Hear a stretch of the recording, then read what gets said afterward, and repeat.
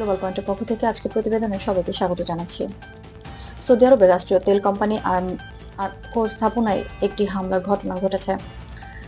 Iran এই হামলার সঙ্গে সরাসরি যুক্ত নয় বলে জানিয়েছে এবং তেহরান দাবি করেছে এই ঘটনার পেছনে ইসরায়েলের হস্তক্ষেপ থাকতে পারে। ইরানের তাসনিম নিউজ এজেন্সিকে দেওয়া এক সাক্ষাৎকারে উচ্চপদস্থ সামরিক কর্মকর্তা বলছেন, এটি ছিল একটি ফলস ফ্ল্যাগ বা ছদ্মবেশী অভিযান। তার মতে ইসরায়েল ইরানের ওপর দোষ চাপিয়ে আঞ্চলিক দেশগুলোর দৃষ্টি অন্যদিকে সরিয়ে নিতে এই হামলা চালিয়েছে। ইরান আরো উল্লেখ করেছে, সৌদি আরবের তেল অবকাঠামো তাদের লক্ষ্যবস্তু ছিল না। তারা মূলত মার্কিন ও ইসরায়েলি স্বার্থ সংশ্লিষ্ট স্থাপনাগুলোকে লক্ষ্যবস্তু করেছে। আন্তর্জাতিক বিশ্লেষকরা বলছেন, এই ধরনের ঘটনা মধ্যপ্রাচ্যের জলপথ ও তেল সরবরাহের নিরাপত্তাকে প্রভাবিত করতে পারে। সৌদি আরবের আরমকো একটি গুরুত্বপূর্ণ তেল উৎপাদন কেন্দ্র, যা বৈশ্বিক জ্বালানি বাজারের জন্য অত্যন্ত গুরুত্বপূর্ণ। মার্কিন পশ্চিমা দেশগুলো ইতিমধ্যে পরিস্থিতি পর্যবেক্ষণ করছে এবং আঞ্চলিক নিরাপত্তা ও জ্বালানি সরবরাহ সচল রাখার জন্য সতর্কতা বাড়াচ্ছে। বিশ্লেষকরা সতর্ক করে বলছেন যে এই ধরনের ঘটনা পুনরাবৃত্তি হয় তা আঞ্চলিক নিরাপত্তা, বৈশ্বিক জ্বালানি বাজার এবং আন্তর্জাতিক বাণিজ্য প্রভাবিত করতে পারে।